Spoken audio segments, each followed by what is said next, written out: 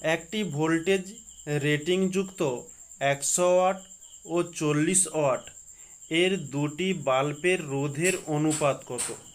তো আমরা প্রথমত এখানে দুটি বাল্ব করি, একটা হচ্ছে 100 ওয়াটের জন্য আর একটা হচ্ছে 40 ওয়াটের জন্য। ওকে, তো দুটি বাল্বের জন্য রোধের অনুপাত নির্ণয় করব।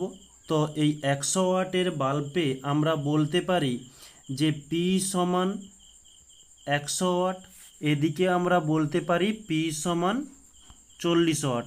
এবারে দুদিকে পি ওয়ান মানে পি হয়ে যাচ্ছে, তাই আমরা P1 এবং P2 দিয়ে দিলাম। ওকে, তারপরে বলছে আমাদের প্রশ্নে বলেছে একটি ভোল্টেজ, এখানে একটি নয় একই ভোল্টেজ হবে। ওকে, একই মানে ভোল্টেজ সমান, তাহলে আমরা লিখতে পারি V1 সমান V, এদিকে V2 সমান V, কারণ দুদিকে সমান বলেছে। এবারে বলেছে রোধের অনুপাত R1 সমান জিজ্ঞাসা চিহ্ন, এদিকে R2 সমান জিজ্ঞাসা চিহ্ন। দুজনের দুদিকে দুটো R1 R2 নির্ণয় করে আমরা অনুপাত নির্ণয় করে নেব। ওকে, তাহলে R1 এর সমীকরণটা আমরা কি জানি, বা আর এর জন্য V² বাই পি। এবারে যেহেতু আমরা এখানে P1 ধরেছি তাই P1 দিলাম। এবারে ভি এর মান কত, ভি রয়েছে আর তার স্কয়ার করলে স্কয়ারই থাকবে, তাই আমরা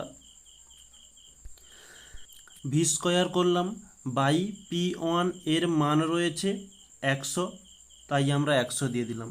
ঠিক একই রকমের এদিকে আমরা R2 এর জন্য নির্ণয় করব। আর এর সূত্র কি, যে রোধ সমান ভোল্টের স্কয়ার বাই পি। তাহলে এখানেও ঠিক একই রকমের V² থেকে যাবে, আর পিটা এখানে আমরা P2 দিই, কারণ আমরা এই ক্ষেত্রে পিটাকে P2 ধরেছি। ওকে, আর এটা ভির মাথাতে মানে পাওয়ারে 22 ভেবে নিও না, ওটা হচ্ছে P2 আর নিচে হচ্ছে V² বাই পি। পি এর P2 এর মান কত, 40।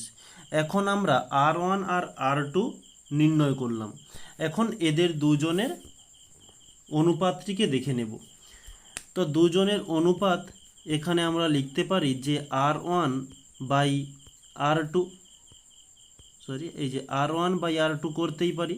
তো R1 এর মান কত, V² বাই 100 বাই R2 এর মান কত,